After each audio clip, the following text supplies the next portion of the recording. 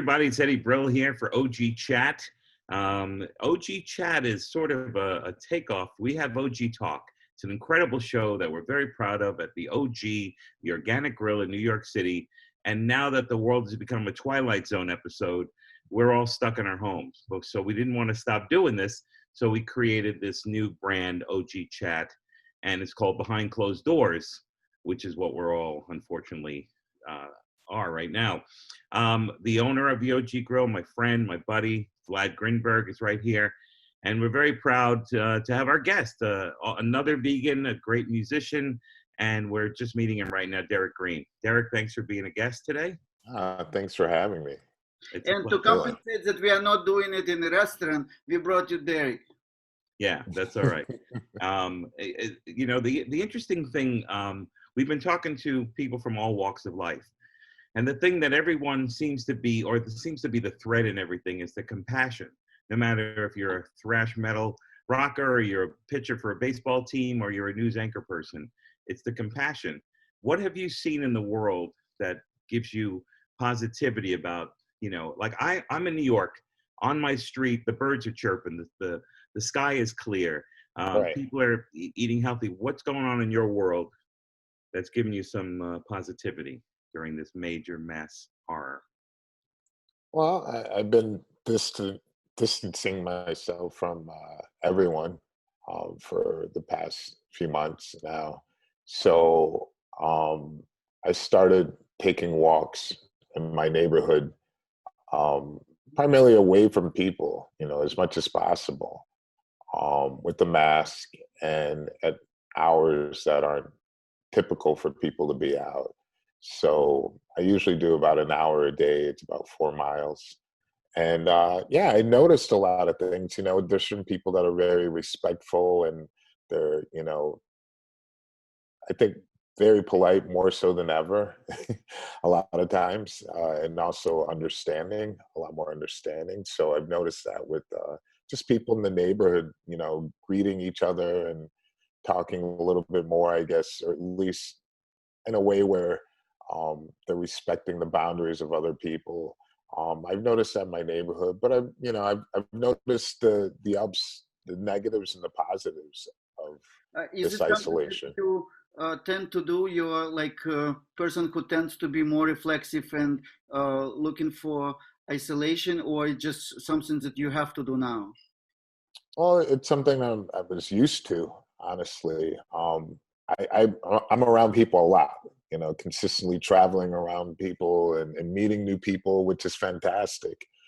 But when I'm off tour and I want to come home to relax, then I usually am isolating and staying away from everybody as much as possible, just to keep my sanity.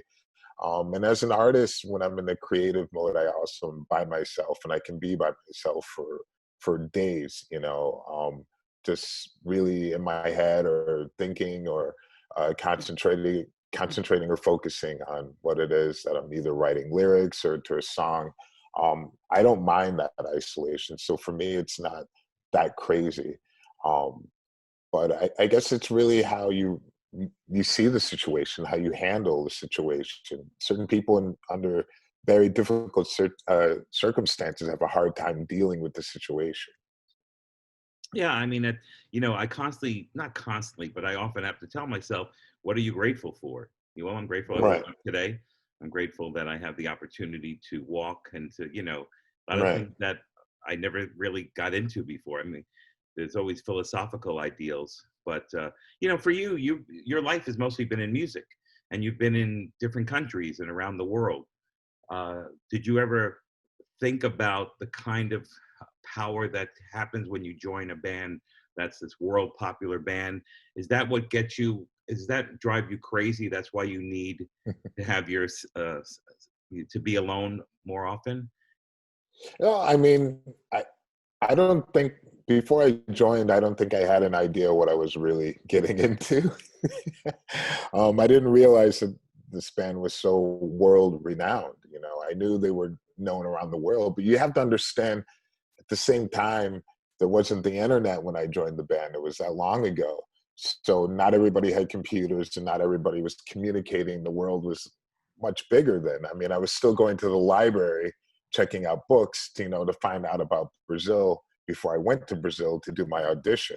It was that long ago. And that's when I was living in New York on Avenue B across from Tompkins Square Park. Right. And so it was, I don't know, the information that was out there, I just didn't realize how big they were. So it was exciting to go there and to actually see how people reacted to them.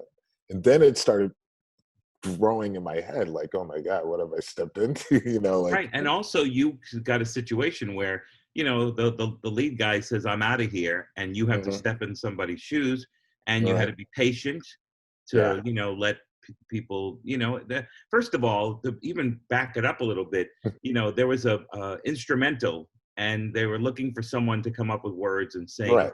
And it wasn't like the internet, like you said. So how did you find this instrumental, and how did you write what you wrote to get it to Cavalieri's brother? Okay, that's a good question. Because a lot of people don't realize how, I think you have to be really, really focused in what it is that you want to do.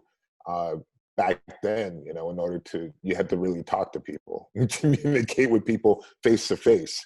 And I did a lot of that, from working in bars in the neighborhood in the Lower East Side. I knew a lot of people, and so there were A&R people that were consistently coming in the bars that I worked at. They knew a lot of the people that I worked with. There was a scene of people, in that music realm that were working in all these different restaurants and bars in the neighborhood. So the one A&R person I'd known for quite some time, he had seen my old band play, and he had the tape. He just started the tape. It wasn't even, yeah, right. He had the tape. And he was the one that suggested to me, he's like, hey, you're completely different from the other singer.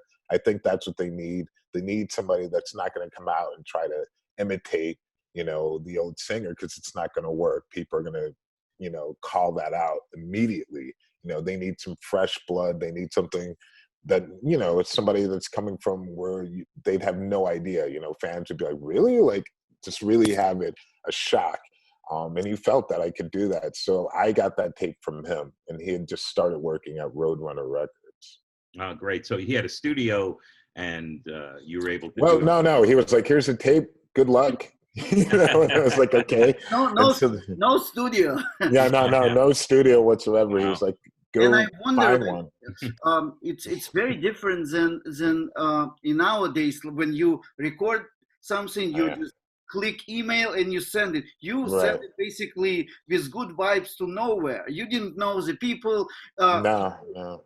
You had to have certain conviction level, right? And certain determination and belief in your dreams. Like, I'm sending it to somebody, hoping that it's going to be received. That's amazing. Post Office Box, Brazil. Yeah. Good luck. Yeah, exactly. I mean, thinking about it then, it was just normal that you would send things off in the mail and be like, all right, good. Hope it gets there.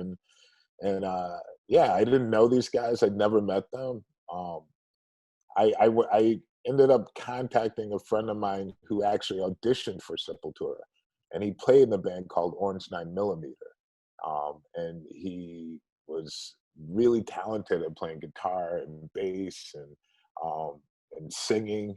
And he tried out for them. He's really eclectic guy from New York. Davide is his name. And he went to San Diego because that's where they were living before they moved back to Brazil. And so then he went out there, and he's a really big fan of Sepultura. I was a fan, but he knew every song, every person, the band, the whole history, the whole back catalog. So he went out there and he was just like, oh, let's play all these old songs, as a fan. And they were like, okay, great. We're going to be working on new songs, but it's cool that he knows like all these old songs. He played guitar very well. And then they're like, do you want to, they really liked him. And then he was like, I don't want to do it. It's like, it was great, experience coming out, but he's like, it was just a little bit too much, I think, for him, like thinking about the whole thing. And he really wanted to work on having his own studio in New York. And there's, there's the human element of, you can talk to someone on the internet, you can be friends with someone on that, but once you're together, if you don't have that chemistry, you know, they're not looking for a fanboy. They're looking for someone who's going to do the work. Absolutely. And so I contacted him and asked him how the guys were, and he was like, they were great. And he offered his studio to record there, just to do that song. And it was great. You know, he helped me, gave me some tips, and then I sent it to them. But that was only part of the audition. The big part was going there and meeting them, like you said, you know, face to face, feeling each, you know, getting to know each other. Because I mean, they had a long history before I met them, and we had to kind of click. You know, I'd only played in bands with people I was friends with my whole life, so that was another thing. It was different for me as well. So did they help you with the transition? Were they helpful in the transition? Oh yeah, I mean, definitely. I mean, more so than I imagined. I mean, like I said, it was something I can never imagine. I had no idea what I was getting into. I'd never been to Brazil, never heard Portuguese being spoken, and know that it was Portuguese. Right. It was really, I didn't know anybody from Brazil. And so it was literally getting off the plane and just having, you know, one of the guys, I think it was Paulo, the bass player, come and pick me up. And I ended up hanging out in their families' houses, you know, because some of them, they had like families, you know, like kids, and they lived with their aunt, and they had just moved back to Brazil. So everyone was really excited about them being back in Brazil. They hadn't lived there for 8 years. You know, there were Brazilians that didn't realize that they were all Brazilians in the band. It was a really weird thing that people don't realize, that Sepultura became big when they left Brazil and started becoming popular because of Americans or Europeans getting into their music. So especially their first tour in Europe was Sodom, this German band that were really popular at the time, and they ended up blowing them off the stage every night. And then the popularity started building up, but they weren't that popular in Brazil. They were much bigger outside of Brazil. And once that happened, then Brazilians started to really get into them and being like, oh yes, we're proud of, this is our thing from our country. So, Brazil's a dangerous place. You know, I mean, New York at times is dangerous. Did you find Brazil to, like, you had to be very careful and rely on the instincts of the people around you? It definitely has a feeling of New York, that vibe. You have to be very careful of where you're going and know your surroundings. I think it's like most big cities, you know, it's just that it's bigger than anything that I had ever been to. I mean, it's the biggest city in southern hemisphere of the world. I mean, it's massive. Or actually, that's not true. But it's the biggest. I was thinking of like Tokyo is bigger, but yeah, but that's not the same hemisphere. But I don't want people to feel that you were like still young and unexperienced. You came to Brazil with experience of almost 10 or more years in a band, right? Right. Yeah, I mean, I'd already been playing in bands in New York with the friends, and I grew up playing in a band called Outface in Cleveland, Ohio, where I was born. And so we played together for many years with friends from high school and just childhood, and until I moved to New York. So you were not the young vocalist who comes to the band and they're going to show. No. My whole life, you already had your personality, your style, and that's what they were looking for. Absolutely. I mean, they wanted somebody that could participate in the writing process of the band, and they wanted more than just a hired gun, you know, and that was something I didn't want to be. So I wanted to make, you know, what did you want to be? You didn't want to be a hired gun? I wanted to be an equal member of the band. Gotcha. You know, and that was really important. And that's what they wanted. They wanted somebody to be a full equal member. And so it was exciting, you know, it was really exciting times. I came back to New York after the audition, and it was just so many things going through my head because I really love Brazil. You know, I didn't feel, you know, this, well, I guess now with the internet and TV, there's a lot of negative images that you get from Brazil. You do, and it's unfortunate because it's not all like that. It's really a lot of the problems are happening in to the major cities in Sao Paulo and Rio. But of course, there's a lot of problems. But at the same time, it's not, you know, like that. It's honestly one of the friendliest people I've ever met have been from Brazil. Absolutely, You've just been living there hands for down. 20 years, right? Right, 20 years, and Wow. and I honestly, I mean, I'd never been to a place where I felt so like real sympathy, you know, um, Sympathy for for what? Sympathy for for each other? foreigners, for gringos, you know. I mean, gringos is not a negative term there. It's how they say person that's not from Brazil is a gringo, Right. and so they love gringos, and they especially like Americans. The culture, you know, it's like I said, Sao Paulo has this vibe like New York, and they really admire, you know, a lot of things about American culture, and it's very similar in so many ways where you forget that you're in Sao Paulo. It's such a massive international city with so many different people living there, so many people doing incredible things there. And it's a concrete jungle, you know. It's like New York, I was just like, oh, it's a big city, you know. It's like there, it's over 20 million people. And it's just, all you see is skyscrapers. There's people flying to work in helicopters. It was like in a whole nother level of like city. So, I mean, I learned a lot from being there. And like I said, I've met some of the most incredible people that invited me into their family and to be a part of, you know, such incredible history with this band. So, And that's I the mean, thing, you know, as a performer, when I go to a city, I want to hang out with the locals. You know, if I'm right, in New York, I'm not taking my friend to Tavern on the Green. You right. know, so having this the families there probably gave you a better, you know, better introduction to where you're Oh, yeah. staying. I mean, it made sense because they wanted to test the personality of how I would be around their family, you know, people they're very close to. Because you're around those people. I mean, the people in your band to become your family, you know. I see them, I mean, more than anybody in my life. And so it's um, essential, you know, for a band to have longevity to be able to communicate and to get along together. That's good. How did they eat? And when you came in, Uh, did that have to change for them, or how did they treat you? Well, that was something that was really interesting, was going there, and the culture is really uh, geared around meat culture. So, I mean, they had no idea that I was not eating meat, and it wasn't a big deal to them. I mean, they tried to help in every way. But Brazil as a culture, it wasn't really used to that plant-based world, had not really hit there yet in 1998, 99.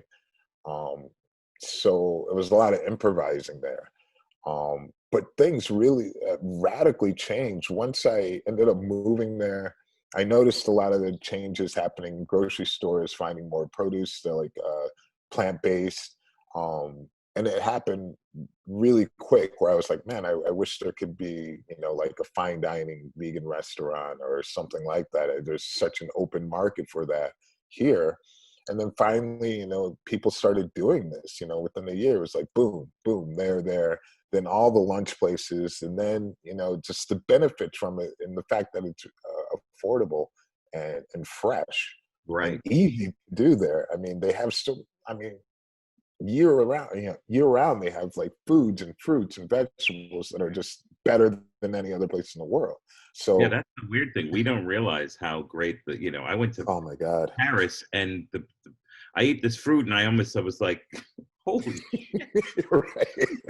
Is that Right. how come I don't how come everything I taste tastes like plastic compared to It's sad but true. And then, I mean, that was a huge realization. Just a simple thing like a banana there. It's just, it's hard for me to eat a lot of the, so I was so spoiled to eat like certain fruits and vegetables here. I'm like, oh man, where's the flavor? You know, it's like I yes. was really, really spoiled from, because you can eat relatively cheap there and eat very well. You know, I never, I mean, and I ate out a lot, and I also ended up cooking a lot at home.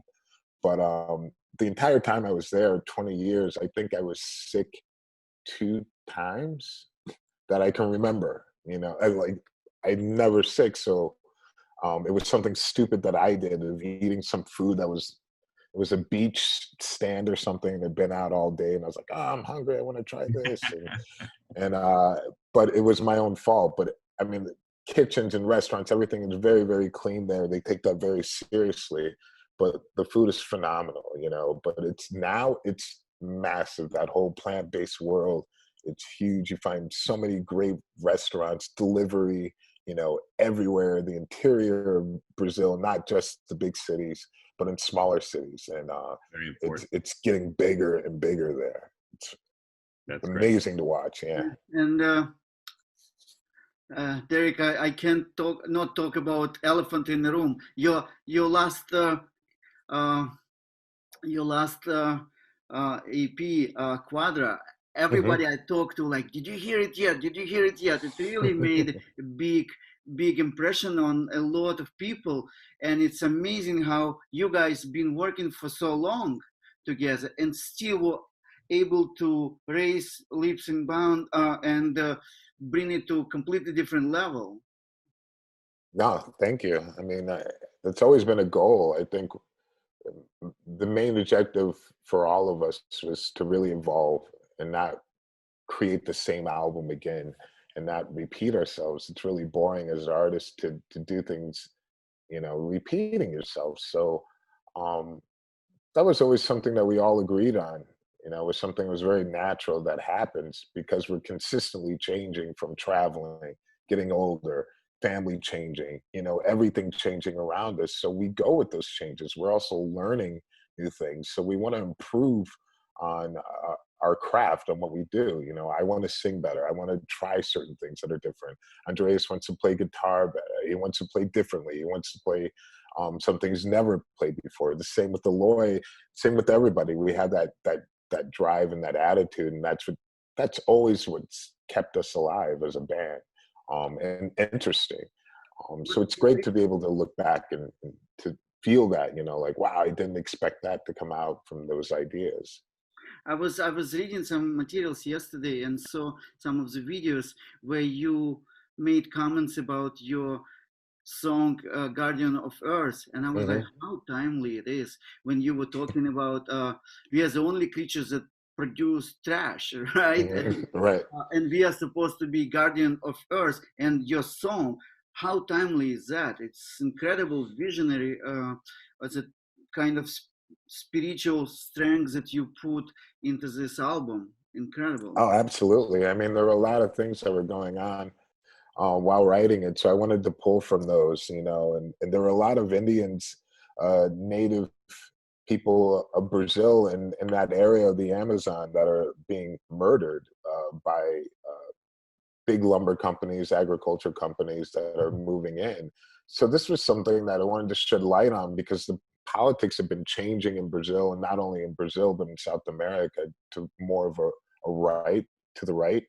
And a lot of those organizations are really not keen on preserving any of the rainforests. You know, they would sell it all within minutes if they could.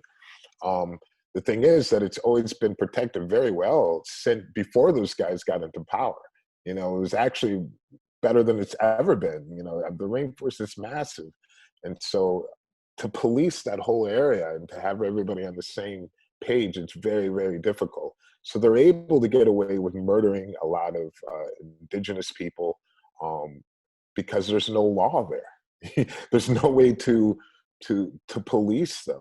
You know, the money isn't there also, and there's no alternative for the farmers and the people, the mass population that's growing.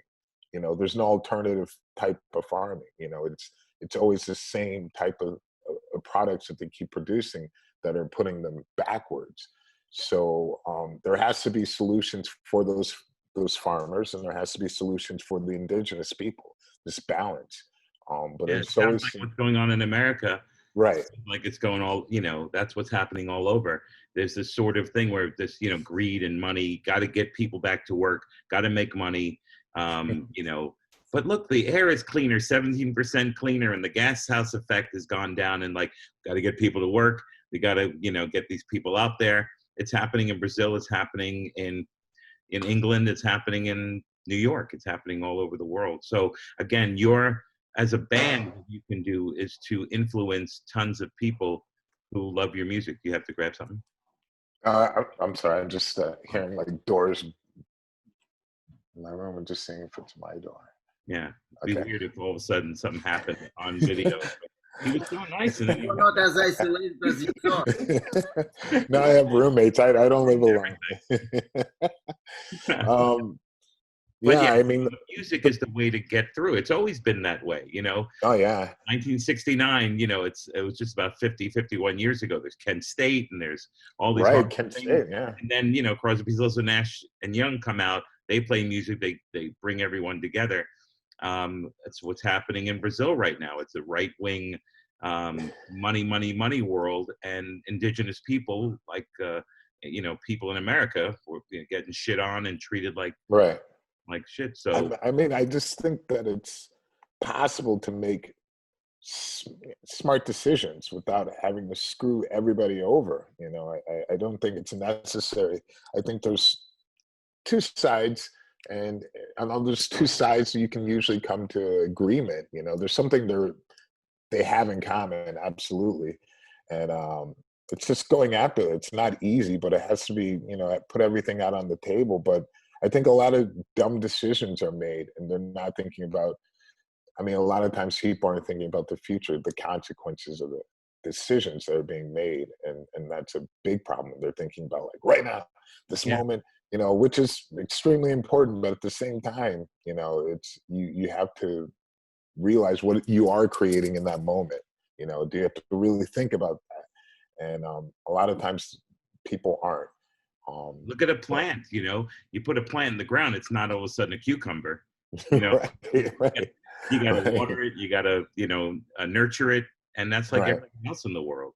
But Yeah, I mean, it comes down to also there's people living in completely different situations that people live here in the U.S. You know, people are living in entirely different situation and scenario in Brazil. So it can be easy for me to sit here like on a couch, you know, and talk about it. But there's other people that are just born into extreme poverty in a favela, you know, fighting for their life, and all they're hearing is negativity consistently. You know, like, well, you're born there, you're going to stay there, and you know, statistics show that that's the truth.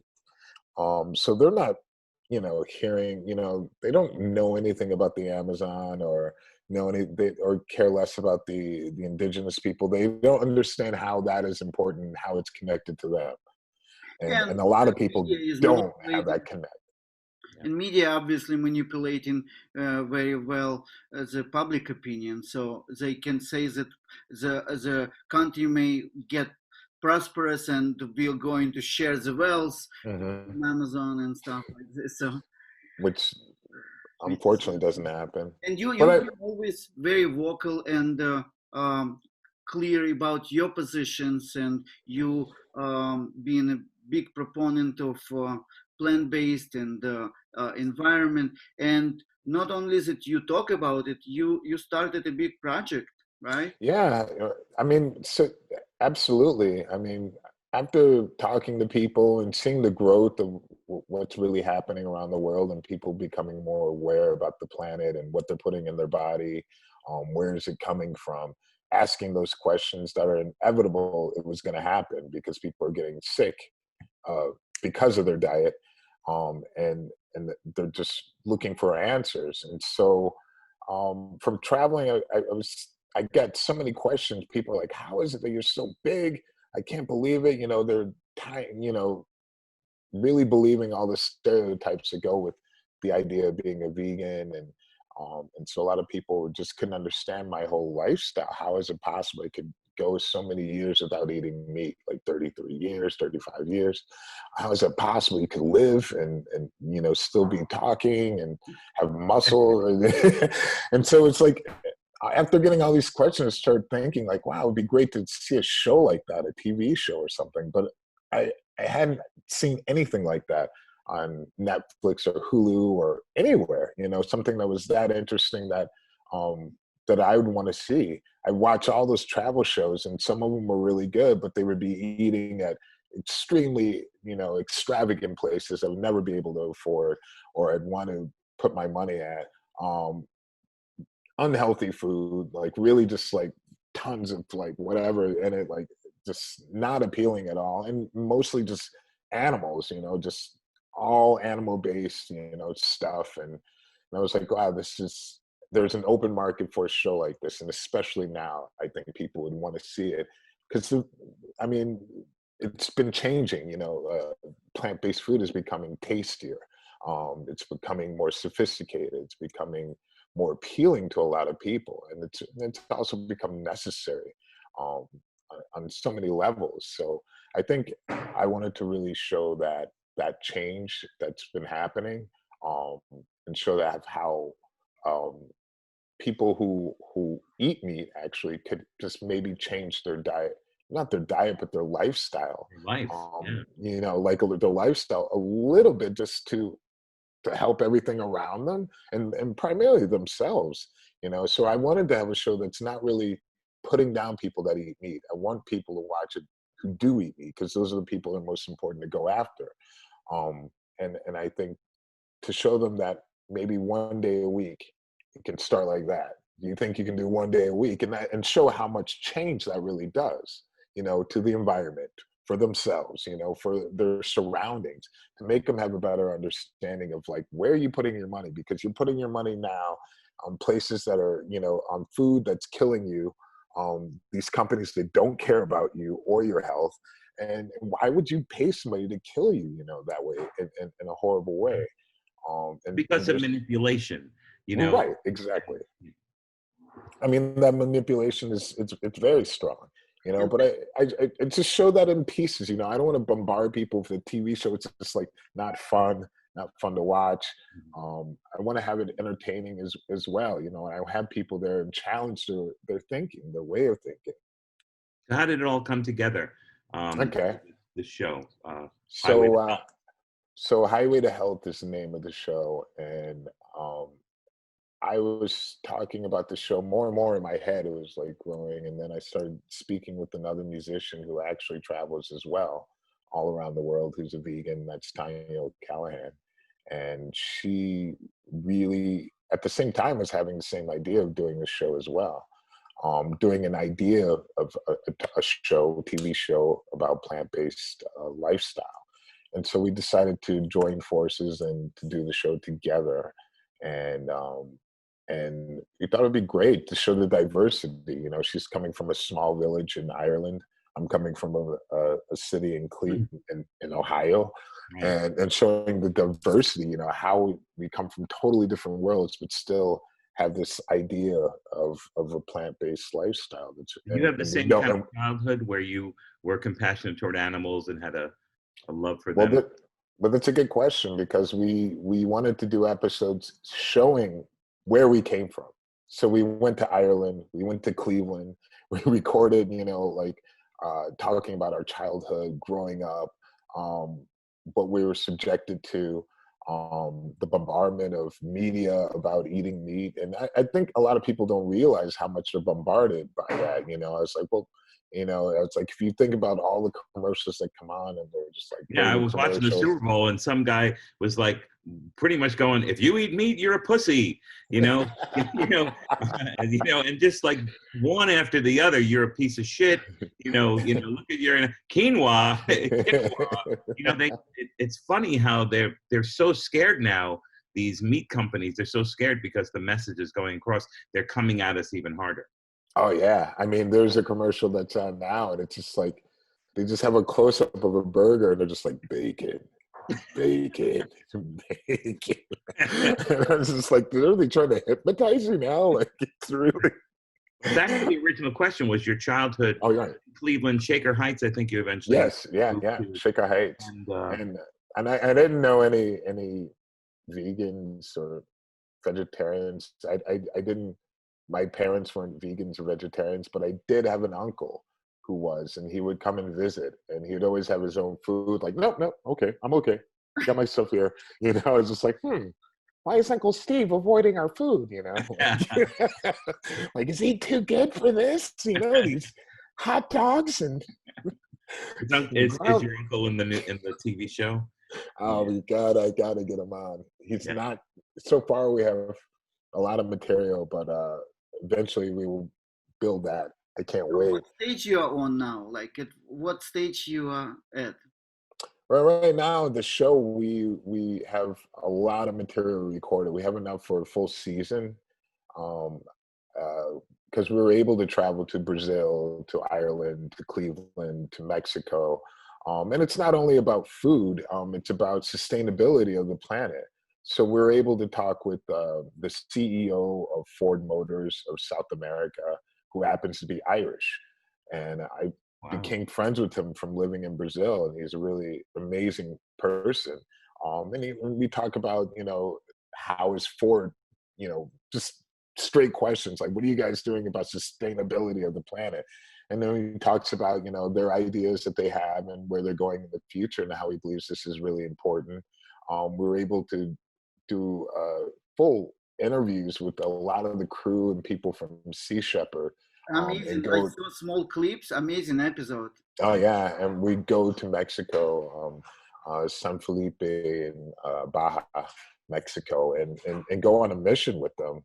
They're on a mission there to save the vaquita, this very unique like whale, and it it's it's really incredible that we're able to go on the two ships that were there and to really talk with all the people that were on the crew that are international from all parts of the world and how they do this, giving up their life for like half a year, for And no they all profit. volunteers, right? They're not They're getting all paid. volunteers. Yeah, 24 hours working around the clock. Everybody working, teamwork, um, incredible people, just selflessness that goes on, they're very, very unique individuals. And so we interview all of them, and, we have a variety of guests, which is great. We have a UFC fighter, Yeah. it's various people. So I'm curious, how your band members react to this? oh, it's cool. I think they're going to definitely be on some episodes because we're going to be showing, once things are getting back to live shows, we're going to show what happens behind the stage as far as like food and everything.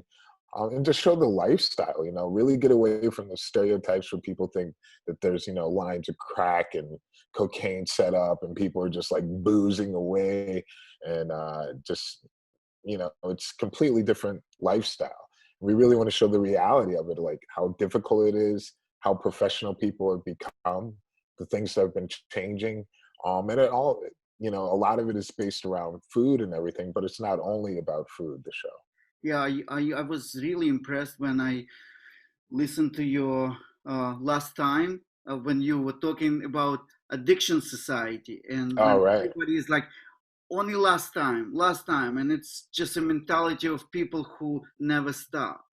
Oh yeah, addictive personalities of a lot of, I mean, especially nowadays, I think people become super addictive, but I mean, a lot really goes into, we were talking about this like media and what's being thrown on us.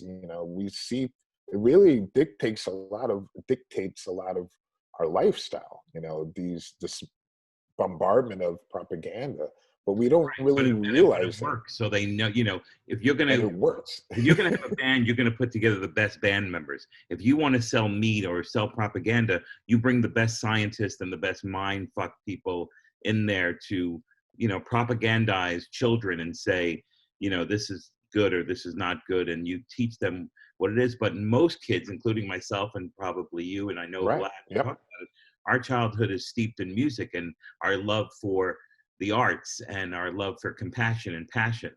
And it seems like you've had that same kind of lifestyle. So what Oh I yeah. what I want to know is what's next for you in your journey, because you've gone from this sort of quieter person who all of a sudden has joined this amazing, world, not only, in your country, but countries around the world. What's next? Well, next is to really, well, musically is we have this album that we're so proud of, and we really need to play this live. It's driving me crazy in that aspect where we were just like days before going to the US. and starting a North American I was tour. so happy you're coming to New York. I was like, Yeah, finally. I know. I was like, finally, I'm gonna have time there. I'm gonna have a day off. Yeah. It was, you know, literally like a week before everything just went really bad, very fast. I mean, so fast. It went from like, okay, one band is dropping out because the person is in risk, you know, and they were like, I don't think I can do the tour. And we're like, oh man. Yeah. Next day, we have to call the whole tour off. Our manager was like, yep, all the venues, everything is like done. I was like, wow. And I was like, I got to get out of Brazil and go back to America. And as soon as I did that, I flew back to America, and then it was just like closing all borders, and everything happened the day after. It went from like not knowing anyone that had the virus to knowing like 10 people within a day, 2 days, Yeah. you know, and it was like, it was insane. So we have to see like what happens once things are back to normal. But you know, Are we you doing really anything need at to. home? Any like video, music? Where you? Yeah, every Wednesday we have Sepultura Quadra. It's called Sepultura. Quadra is Wednesday in Portuguese. Okay. And so every Wednesday we come on and we have a live video of us doing a song, either old or new, in our house. And then we have a storyteller where one member of the band is telling about the history of the band, about certain events that How have can happened. people find that? That's on our website and on our YouTube channel if they subscribe. So sepultura.com.br, and then the YouTube channel, you can find it. Every Wednesday we do it, and it has the times and everything. But we've been doing that to keep connected with fans, you know, until things where we can start playing live again. But we need to do an entire world tour. You know, I that's know. what we do. You know, without the stage for me, I'm like, I got to get on stage. It's killing me. And with Vlad, the Right. restaurant, you know, it's his lifeblood, and it's all of us. You know, we're all neighbors who, you know, we go to the organic grill because the food is amazing, the energy is amazing. That high energy you get from the real energy you get from healthy food, as opposed to what Oh they yeah. show Oh you. yeah. And without the restaurant, and Vlad, you were saying that, you know, some people, they are not afraid to come back to work in some scenarios. Oh right, right. You know, I mean, people are wary. You know, you go in a Well, concert, you I can have think thousands of people there. that's because, I mean, things are a little bit uncertain, and also since we have been trapped in our homes and stuck with the same format of like the news and everything bombarding us from the U.S. If you talk to people who are living outside the U.S., it's a completely different scenario. I talk to people from Brazil, it's very different. I talk to people, you know, I talk to my fiance, she's in Belarus. And then I also talk to people that are in Ireland. And then I talk to people, you know, they're all in different places in the world. And they have very different scenario about what's going on with this whole virus. Talked to our producer, Jens Bogren, he's in Sweden. And he was like, the country pretty much never stopped. We didn't close down, and we just kept going through, and it's not a big deal here. Yeah. And I was like, what about, you know, deaths? And I was like, okay, let me think how many people I know that have died from coronavirus, like specifically. And it was really difficult for me. I knew maybe two people, but they were very old, and they already had, you know, other conditions that are contributing to their death. So I don't know many people. I mean, what about you? Do you know Yeah, I had people a close friend to you? die of a very close friend die of Mhm. it. He's 56, you know, but he was so vibrant and you know, it was really sad. And I've had a few friends who had it and were on the cusp of dying. And I had a Right. friend that I went out with, I had that too. you know, it's pretty, it's hard to tell because, you know, people Right. to put, you know, like you were saying about going to the news. When I don't go to the American news to find out what's happening in America because there's, you know, there's no money in it for them to tell the truth. You know, Right. you're rarely going to get the truth from people who have a lot of money writing on it. Hmm. So It seems that way, unfortunately.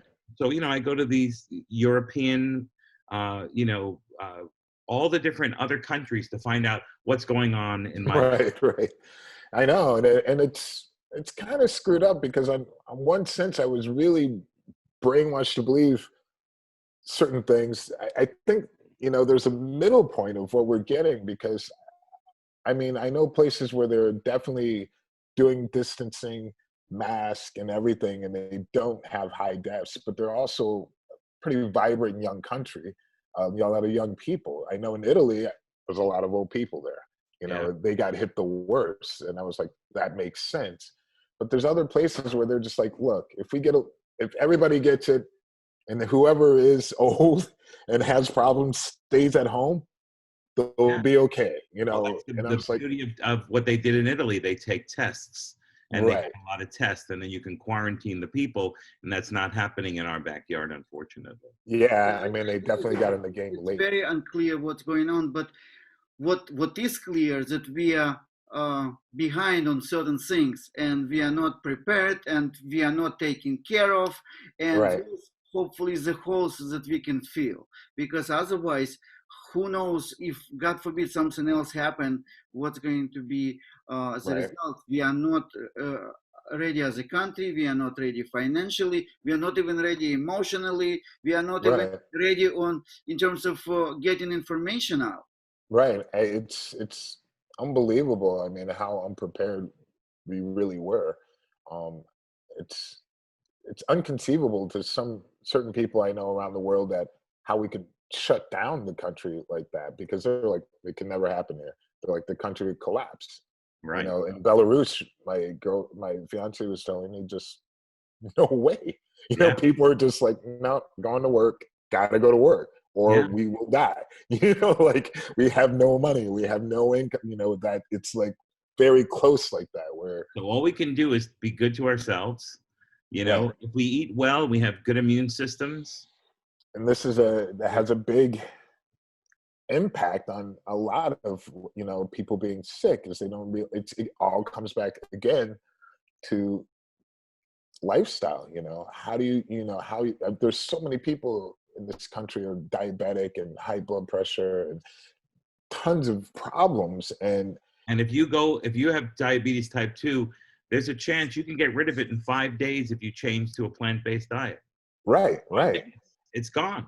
They'll throw the And pills away. it's like no more in that medication and pills and everything. I mean, it really can save your life in so many ways, where, and your time, as far as like having to go to the doctor for this, you know, getting this medication that's probably not going to make you feel better, um, give you some other type of problem from taking Yeah, that side effects medication. include, it helps your doctor because they, get a new car or something, but out of I the mean, people, it's funny because people are like, oh, I will use a mask because it will prevent me from, you know, spreading the disease and possibly getting the actual virus. I was like, well, you don't think of your body that way on a day-to-day basis of like, this food, this what I'm eating can help prevent me from getting sick, not as sick, you know, a lot of things, you know, if they change, you know, certain things in their lifestyle, and it's hard to change because again, that bombardment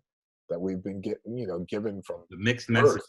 Yeah, you know, But it's just that's like, why you're a champion, because musically you're behind this. oh, The absolutely. It Highway to has Hell is going to highway be to health. It's incredible. great. I And think that connection of music, you know, having to deal with music and health and those issues, it's very powerful, you know. And we're going to be looking for more uh, guests to be on to so you can hear their voice, because people are really shocked when they hear certain stories, you know, and they're just like, wow, Kevin Smith we had on. yes. He talked about his story, you know, about in detail. You know, it was really interesting to hear how he changed his whole lifestyle, you know, because he wanted to live longer for his family. You know, it's not only just for a selfish act, you know, Right. this plant-based And that's why lifestyle. we have you on the show, because it's important. It's important to us to, Hmm. we love the music, and that's great too. But, it's really important that more voices come out. And we're so I thankful agree. that you And we came on. definitely appreciate that you kind of landed your platform. You probably have so many things to do, and you still agreed you wanted to support us. We really appreciate, and Yes.